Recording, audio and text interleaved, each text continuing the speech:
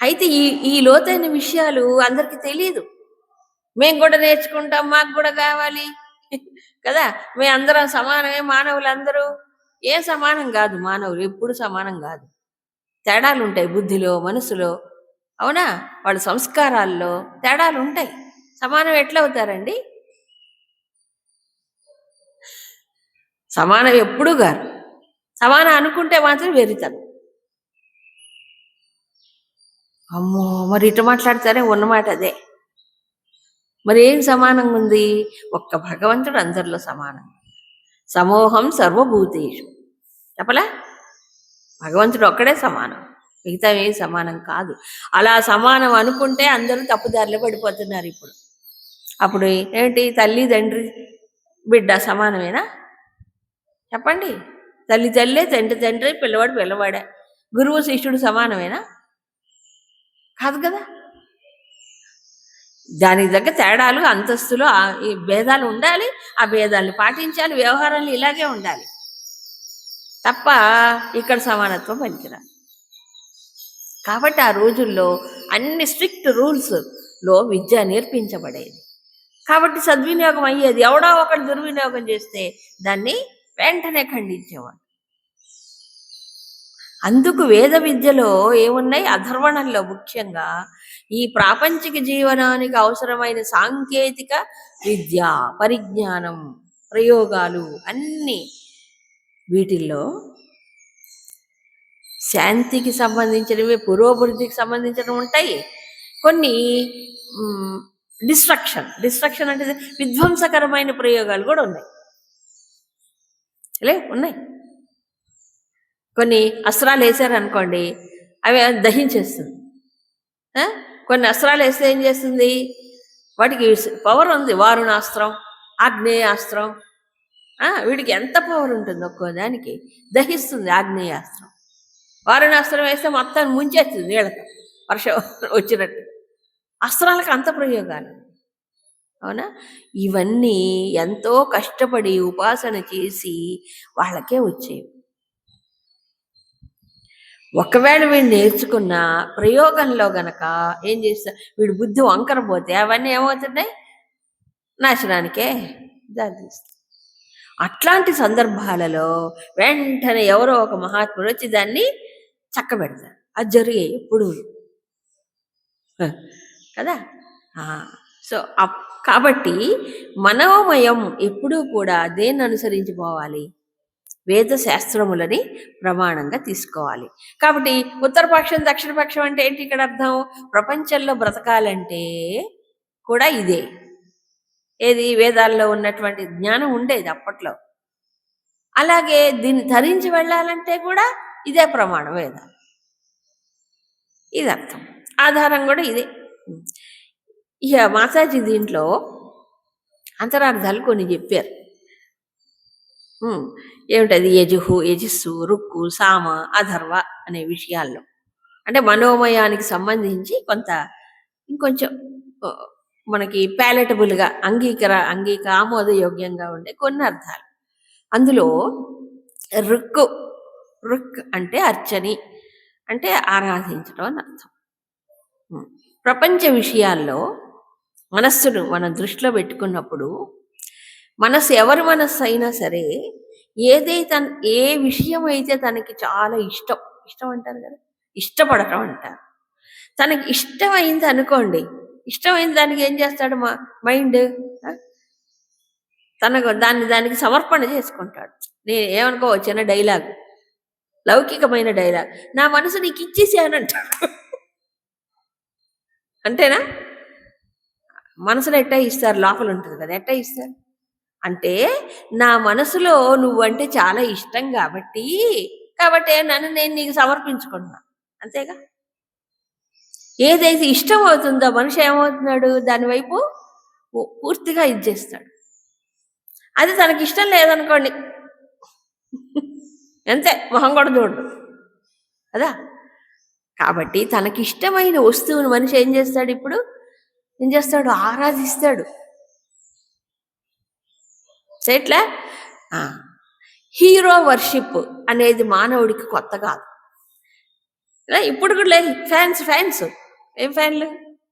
ఈ తిరిగే ఫ్యాన్లు కాదు, అభిమాన ఉందా? హీరో హీరోయిన్లు క్రికెట్ ప్లేయర్స్కి ఏమున్నాయి? ఫ్యాన్లు ఉన్నాయి. ఫ్యాన్లు అంటారు కదా, ఎందుకంటారు నాకు తెలీదు. మొత్తాన్ని అభిమాన సంఘాలు, వాము ఎంతమంది వాళ్ళు, ఒక్కొక్కడికి ఏంటో వేల మంది ఫాలోయర్స్ అంట వాళ్ళు.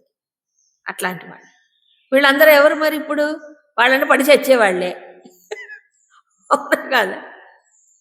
సో మనస్సు దేన్నైతే బాగా ఇష్టపడుతుందో అదేం చేస్తుంది, దాంట్లో థాట్స్ అన్నీ కూడా ఏమవుతాయి, దానికి అనుగుణంగానే పోతుంది. అందుకు జాగ్రత్త పడాలి. దాని గుణంగానే వ్యవహారం కూడా ఉంటుంది, అవునా? ఒక సినిమాలో ఓ హీరో ఓ డ్రెస్ వేసుకున్నాడు అనుకోండి, లేదా ఓ కటింగ్ చేసుకున్నాడు అనుకోండి, వేల మంది ఈ పిల్లలు ఏం చేస్తున్నారు ఇప్పుడు? అట్లే డ్రెస్ వేసుకోవాలి, అలాగే కటింగ్ చేసుకోవాలి, అది ఎంత ఘోరంగా ఉన్నా పర్వాలేదు, వాడంటే ఇష్టం. అవునా కాదా? వాడు ఆలోచనలు అనే పోతే ఎందుకురా ఇట్లా చేస్తావు అని ఎవరన్నా చెప్తే ఇప్పుడు ఇదే ట్రెండీ, అవునా? ఇప్పుడు ఇదే ఫ్యాషన్, మీకేం తెలుసు పాచేతికాయ పచ్చడి అంటలేదా? ఇప్పుడు కాదు, ఎప్పుడూ ఉంది ఇది, మానవుడి ఎప్పుడూ ఉంది. తను ఎక్కువగా ఇష్టపడే దాని వైపు మనిషి ఏం చేస్తాడు, దాన్ని అన్నీ అటే పోతుంటాయి ఆలోచనలు, అది అటే పోతాయి. అందుకని భగవద్గీతలో చెప్పారండి, ఎంత దూరపు దృష్టితో యద్యదాచరతి శ్రేష్ఠ తత్తదేవేతరో జనా సహ యత్ ప్రమాణం కురుతే లోక తదనువర్తతే. మనకి కావాల్సింది శ్రేష్ఠ పురుషులు, డబ్బులు తీసుకొని రంగులు పూసుకొని యాక్షన్ చేసేవాళ్ళు కాకూడదు హీరోలు. వాళ్ళు యాక్షన్ మాట్లాడే నిజమైన హీరోలు కాదు కదా. నిజమైన హీరో అంటే ఎవరు? ధీరోదాత్తుడై ఉండాలి. హీరో లక్షణాలు ఇప్పుడు గుర్తొస్తుంది కాబట్టి చెప్తా ప్రస్తావన. పూర్వం నాటక లక్షణాలు మేము చిన్నప్పుడు తెలుగులో చదువుకునేవాడు. నాటకం రంగస్థలంలో నాటకం ప్రదర్శించేటప్పుడు ఆ నాటకానికి ఒక నాయకుడు నాయకి కదా, హీరో హీరోయిన్లు ఉంటారు, వీళ్ళను ఈ ముఖ్యమైన పాత్రలు ఉంటాయి. వీళ్ళు ఎలాగుండాలి, నాటక లక్షణాల్లో చెప్పేవాళ్ళు ఇవన్నీ. హీరో ఎలాగుండాలి, హీరో లక్షణాలు ఎలాగుండాలి, అలాగే చూపించాలి హీరోని. రౌడీ రాముడు రౌడీ రంగళ్ళకి చూపించకూడదు. ఏమో నాకు పేర్లు తెలియవు, అవునా? ఏంది అది విచిత్రమైన వస్తుంది. ధీరోదాత్తుడుగా ఉండాలి, మంచి యోధుడుగా ఉండాలి, అవునా కదా? అందుకని డిష్ అని పడగొట్టేస్తాడు. అది ఊరికి యాక్షనే చేస్తున్నారు ఇప్పుడు, సినిమా ట్రిక్లే. కానీ నిజమైన ఇది లేదు, హీరోలు ఎవరున్నారు చెప్పండి ఇప్పుడు? ఆ శారీరక బలం కానీ, మానసికమైన ధైర్యం కానీ, ఆ బుద్ధిలో ఉండే ఇది కానీ ఎవరికున్నాయి? ధీరోదాత్తుడు ఎవరున్నారు? అక్కడ చూపించండి, అవునా కాదా? మన ఇతిహాస పురాణములు, అవునా, ఉన్నటువంటి కథానాయకులు ఎలా ఉండేవారు, అవునా? రామాయణంలో కానీ భారతంలో కానీ చూడండి, కథానాయకులు ఎలాగుంటారు? అన్ని విధాల ఒక ఐడియల్గా ఉండేవారు. కాబట్టి అలాంటి వాళ్ళని చూసినప్పుడు వీళ్ళకి ఆటోమేటిక్గా ఇష్టం ఎక్కువ కలిగినప్పుడు కొంతలో కొంత అయినా వాళ్ళని ఏం చేస్తారు, వాళ్ళు దానికి తగ్గట్టుగా ఆలోచిస్తారు, అనుసరిస్తారు. కాబట్టి శ్రేష్ఠుడై ఉండాలన్నారు. ఎందుకంటే మనస్సు యొక్క లక్షణం అది, ఆలోచనలు కూడా దానికి అనుగుణంగానే పోతాయి. ఇప్పుడు ఒకప్పుడు మనం భారత స్వతంత్ర ఉద్యమం నడిపే రోజుల్లో అలనాడు చాలామంది గాంధీ మహాత్ముడిని ఏం చేసేవారు, వాళ్ళకి తెలిసినా తెలియకపోయినా ఆ మహాత్ముడిలో ఉండే ఒక ఆధ్యాత్మికమైన నైతిక శక్తి వల్ల అందరూ కూడా ఎంతమంది ఏమంటే ఖద్దరు కట్టలేదు ఆ రోజుల్లో. అప్రిసియేషన్ ఆయన అంటే అంత ఇది, అవునా కదా? ఎంతమంది టోపీలు పెట్టలేదు? గాంధీ టోపీ, దాని పేరే గాంధీ టోపీ. ఎంతమంది రాట్నం వడకలేదు? ఎందుకు? Hero worship. వాళ్ళు హీరోలు, జాతికి తను తాను అంకితం చేసుకున్నవాడు, ధర్మానికి ఆయువు పట్టుగా నిలిచినవాడు. ఆయన ఉపవాసం చేస్తే కదిలిపోయేది మొత్తం అంతా, అవునా? నిరాహార దీక్ష అక్కడి నుంచి స్టార్ట్ అయింది. ఆయన ఆయుధాలు ఏంటి? బాణాలు కాదు, కత్తులు కాదు, తుపాకులు కాదు, సత్యాహింసలు. అవునా? మరి జాతి జాతి ఆయన ఒక స్లోగన్ ఇస్తే కదిలిపోలా? ఇది హీరో వర్షిప్. అలాంటి మహాత్ముల్ని హీరోలుగా తీసుకోవాలి. డబ్బులు తీసుకొని కోట్లు కోట్లు తీసుకొని ఆడేవాళ్ళు, పూసుకునేవాళ్ళు రంగులో, మాటి మాటికి పార్టీలు మార్చేవాళ్ళు ఏమనుకోకండి. వీళ్ళు కాదు హీరోలు, వీళ్ళని కాదు అనుసరించాల్సింది, వీళ్ళకి కాదు అభిమాన సంఘాలు ఉండాల్సింది. కాబట్టి ఇలా దిగజారిపోతుంది స్టాండర్డ్స్. సమాజం ఎందుకు దిగజారిపోతుందంటే మన హీరోలే మారిపోయినారు. మనం ఎవరిని పెట్టుకోవాలి, ఎవరిని ఆదర్శంగా నిలుపుకోవాలి, అది మారిపోయాయి ఇప్పుడు. అంతే. ఇప్పుడు స్టెప్పులు వేసేవాడు హీరో, స్టెప్పులు వేసేవాడు హీరో. కాబట్టి ముసలి వాళ్ళ దగ్గర నుంచి అందరూ స్టెప్పులు వేయడం మొదలుపెట్టారు. అది కాదు. కాబట్టి శిరహ, మన శిరస్సు బాగుంటే అన్నీ బాగుంటాయి. కాబట్టి దేన్ని మనం అమితంగా ఇష్టపడుతున్నాం, దాన్ని బట్టి మనిషి తన్ని తాను ఏం చేసుకుంటున్నాడు, అన్ని జీవితం యావత్తాడు ఆలోచనలు అటు మారిపోతున్నాయి కదా. అందు శిరస్సు ఇది ముఖ్యం. రెండవది ఏమిటది? రిక్కు సామ. రిక్కు సామ. సామ అంటే ఏంటి మనకు తెలుసు. సామం అంటే సామ్య స్థితి, బ్యాలెన్స్. ఏమిటంటారు దీన్ని? సామ్య స్థితి, ఈక్విపాయిస్ స్టేట్, సమత్వం, సామ్యం అని. ఏం సామ్యం? బుద్ధిని, మనస్సును సామ్యంగా పెట్టుకోవాలి. ఇటుపక్క ఏమవుతుంది? దక్షిణ పక్షం ఏమవుతుంది? దాన్ని అమితంగా వాడు ఏం చేస్తాడంటే ఏదైతే ఇష్టపడతాడో దాన్ని పూజిస్తున్నాడు. ఇప్పుడు చేయట్లే పూజలు ఎవరికి? హీరోలకి. మీకే తెలుసు, నేను చెప్పక్కర్లే. ఓ సినిమా రిలీజ్ అయితే కొత్తగా, వామ్మో ఊరంతా డప్పులు కొట్టి ఊరేగించి ఏంటంటే ఉత్సవాలు. ఓ ప్రతి సినిమాకి ఉత్సవమే. అదే గణేష్ ఉత్సవాలు చూడండి, శ్రీరామ జయంతి చేయడానికి మనుషులే ఉండరు. దేన్ని పూజిస్తున్నాడు ఇప్పుడు మనిషి ఈ రోజుల్లో, ఈ తరం? తాను ఏదైతే ఇష్టపడతాడో దాన్నే పూజిస్తున్నాడు. అదే ఇరుక్కుపోవడం అంటే. నీ ఇష్టం వచ్చిన దాన్ని నువ్వు పూజించుకో, ఏది అక్కడ శ్రేష్టమో దాన్ని పూజించు. కానీ మనిషి నైజం అలా ఉండదు. శ్రేష్టమైన దాన్ని ఇష్టపడితే పర్వాలే, శ్రేష్టమైన దాన్ని ఇష్టపడక తనకు నచ్చిన దాన్ని ఇష్టపడతాడు, దానికి అనుగుణంగా వాళ్ళకి ఏమైనా చేస్తుంటాడు, పూజలు కూడా. అది కూడా మొదలైనవి ఇప్పుడు. ఒకప్పుడు లేదుగా, లేదు. ఎవరిని ఆరాధించేవాళ్ళు? దేవతల్ని. ఇప్పుడు హీరోలు. కాబట్టి నీ హీరో ఎవరై ఉండాలి? నిన్ను తరింపజేసేవాడు, నీ వ్యక్తిత్వాన్ని ఏంటి ఇన్స్పైర్ చేసి ఉన్నతంగా తీర్చిదిద్దే వాళ్ళని హీరోలుగా పెట్టుకో, ఆరాధించు, తప్పులే. అప్పుడే ఏం జరుగుతుందంటే, ఏం జరుగుతుంది? నువ్వు ఇరుక్కుపోవు ప్రపంచంలో. ఏమవుతావు? ఉత్తరపక్ష. ఏమవుతావు? ఎలివేట్ అవుతావు. సామ్యస్థితి. ఉదాహరణకు నాకు తెలిసింది ఒక రాముడే. రాముడు ఉన్నాడు, రాముడు కూడా హీరో. అంతకంటే మించిన హీరో ఎవరున్నారు చెప్పండి? అవునా? కాబట్టి ఒక రాముడి చర్యను కానీ, ఆయన యొక్క జీవన విధానాన్ని కానీ మనం తలుచుకున్నామని, గుర్తుపెట్టుకున్నామనుకోండి, స్మరించామనుకోండి, అప్పుడు ఏమవుతాడు మనిషి? ఇరుక్కుపోడు ప్రపంచంలో. అవునా కాదా? ఎలివేట్ అవుతాడు. ఎందుకని ఆయన ఎప్పుడు ఎక్కడ ఎవరితో ఎలాగుండాలో అలాగున్నాడు. అన్ని ప్రతి అడుగులో కూడా. అన్నిటికంటే మించింది వనవాసం. అవునా? వనవాసం అంటే ఏంటి? అన్ని వదిలిపెట్టి నార్చర్లు కట్టుకొని వెళ్ళిపోవాలి. ఎక్కడ? అయోధ్యాపతి. అవునా? ఎక్కడ? సువిశాల సామ్రాజ్యం, చక్రవర్తి పదవి. తెల్లవారేటప్పటికి కట్టుబట్టలతో వెళ్ళిపోయాడా ఆయన? ఏమన్నా చెదిరిపోయాడా? ఏడ్చాడా? మొత్తుకున్నాడా? ఫైట్ చేశాడా? No complaint, no complaint. ఇది కదా ధీరోదాత్తత, సామ్యస్థితి అంటే.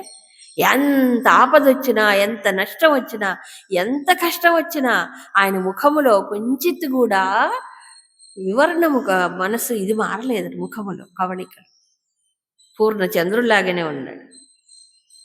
అలాంటి రాముణ్ణి ధ్యానించమంటాడు, అలాంటి రాముణ్ణి ఆదర్శంగా పెట్టుకోమన్నాడు. అప్పుడు ఏమవుతుంది చెప్పండి? ఆ శక్తిని ఆ భావన చేసినప్పుడు వీడు కూడా కొంతలో కొంత నిలబడతాడు.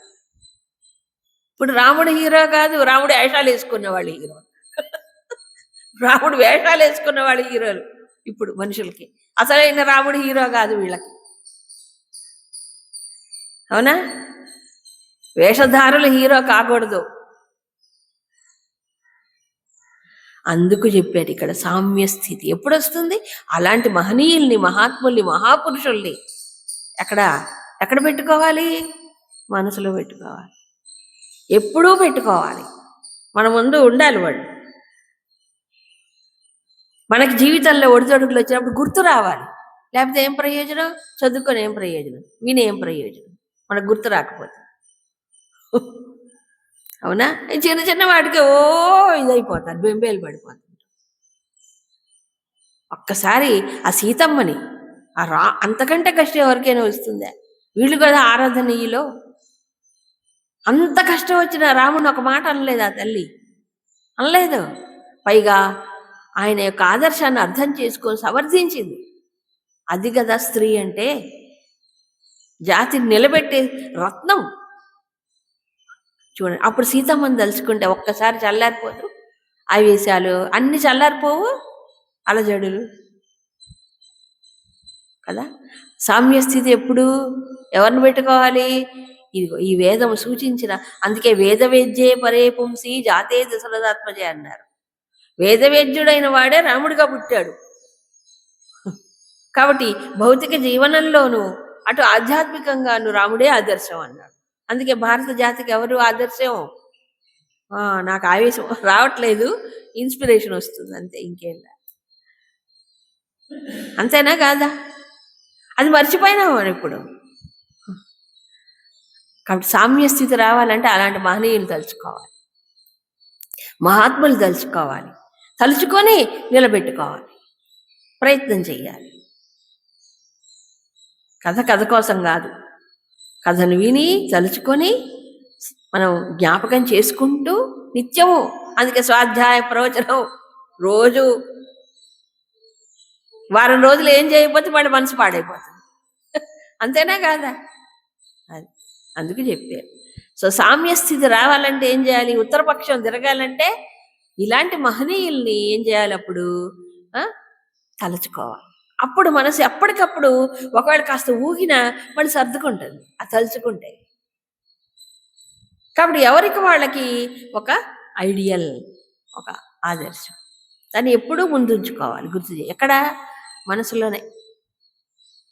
అలాగే మరొక విషయం, అధర్వ అంగిరసం అన్నాడు. ఈ అధర్వణ మంత్రాలు ఎక్కువగా అంగిరసుడు అనే ఋషి చేత దర్శింపబడ్డాయని చెప్పారు. అదేమన్నారు? పుచ్చం ప్రతిష్ట, డైరెక్షను, ఆధారము, దిశ, రెండు. అంటే ఈ భౌతిక జీవనం, ఆధ్యాత్మిక జీవనం రెండు బ్యాలెన్స్ చేసుకుంటూ పోవాలి. ఎప్పటిదాకా? పూర్తిగా ఈ ప్రపంచం నుంచి అంతర్ముఖమయ్యి కేవలం ముముక్షువయ్యేదాకా, మోక్షత్వం వచ్చేదాకా రెండు బ్యాలెన్స్ చేసుకుంటూ పోవాలి. అవునా కాదా? ఎందుకంటే అందరు ముముక్షువులు కాదు కదా. ముముక్షులు అయ్యేవాడు 100 కోటికి ఒకడే, ఎవరో వెరీ రేర్. మిగతా వాళ్ళందరూ కాస్త అటు ఇటు పర్సెంట్ మారిపోతుంటాయి. అప్పటిదాకా ఎట్లాగా? ఈ భౌతిక జీవనంలో, సామాజిక జీవనంలో కూడా ఏం చేయాలి? తగిన విధంగానే ప్రవర్తించాలి. దీన్ని నెగ్లెక్ట్ చేయకూడదు. ప్రపంచంలో తన పాత్రని, తన చుట్టూ ఉండే సమాజమును, తానే రకంగా ఉండాలి. ఈ విషయంలో పూర్తిగా దృష్టి లేదనుకోండి, అప్పుడు డెవలప్మెంటే ఉండదు కదా. ఏ డెవలప్మెంట్ ఉండదు, పురోభివృద్ధి అనేది ఉండదు. కాబట్టి అందుకే కుశలాన్న ప్రమదితవ్యం, భూత్యైన ప్రమదితవ్యం చెప్పాడా అక్కడ 11వ అనువాకం శిక్షావళిలో. నువ్వు కుశలాన్ని చూసుకో, నీ వెల్ఫేర్ చూసుకో. భూత్యై, నువ్వు సంపద విషయంలో కూడా జాగ్రత్తగా ఉండి తగిన ప్రయత్నాలు చెయ్యి. అవునా కాదా? ప్రయత్నం చేయి. ఎందుకు? కావాలి కదా, ఈ జీవించాలి కదా. కాబట్టి నువ్వు ప్రయత్నం చేయి. కాబట్టి సామాజిక జీవనం మీద ఋషులు ఎంత బాధ్యతాయుతంగా ప్రవర్తించారు వాళ్ళు అనేది ఇక్కడ తెలుస్తుంది. ఇది ఆధారము, ఇది దిశని. అయితే దీంట్లో ఇరుక్కుపోకు. అన్నీ చూసుకుంటూ ఉండాలి కానీ దీంట్లో ఇరుక్కుపోకూడదు. మరి ఏం చేయాలి? అటుపక్షం కూడా రెండు బ్యాలెన్స్ చేసుకోపోవాలి. ఏది? లౌకిక జీవనం, ఆధ్యాత్మిక దృష్టి. ఇది వేరువేరు కాదు, వేరువేరుగా భావించకూడదు. మరి ఏమిటది? రైలు పట్టాలు కాదు. రైలు పట్టాలంటే ఎప్పుడు కలవు కలవు. కాబట్టి సమన్వయం. ఏదైతే ఆధ్యాత్మిక మన శాస్త్రాలు ఉన్నాయో, వాటి చెప్పినటువంటి అంశాలు ఏవైతే ఉన్నాయో అవన్నీ లోపల ధారణ చేసుకుంటూనే ఇది చెయ్యాలి. అప్పుడే కదా ట్రాన్స్ఫర్మేషన్ అనేది వచ్చేది. కాబట్టి విద్య తెలిసిన వాడికి విద్య లేని వాడికి తేడా అదే. ఒకవేళ తెలిసిన ప్రపంచంలో ఇరుక్కుపోయాడు అనుకోండి విషయాల్లో, అప్పుడు ఏమవుతున్నాడు? ఇటే ఉంటాడు, ఇక అటు చూడ్డం. అప్పుడు కాకిలాగా అయిపోతుంది. అవునా? మరి ఏం చేయాలి? బ్యాలెన్స్ చేసుకుంటూ లక్ష్యం ఏమిటో మర్చిపోకుండా, అవునా, లక్ష్యాన్ని మర్చిపోకుండా జీవనం చేయాలి. అది చెప్పాడు. ఇకపోతే మరి ఈ మనస్సు గొప్పదే, అది మహాశక్తివంతమైందే మనస్సు, వేగం ఎక్కువ దానికి. కరెక్టే. అసలు మనిషి అంటేనే మనస్సు, అవునా కాదు? మనిషి అంటేనే మనస్సు. మనస్సు కంటే వేరుగా మనిషి ఉంటాడా? ఉండడు కదా. మనసులో ఆలోచనలు బట్టి మనిషి, అంతే. ఓహో, ఈ మనస్సు మరి అంత గొప్పదైతే భగవంతుడిని ప్రాప్తింపజేయడానికి, నేను పరమాత్మను అందుకోవడానికి మనస్సు నాకు ఉపయోగపడుతుందా?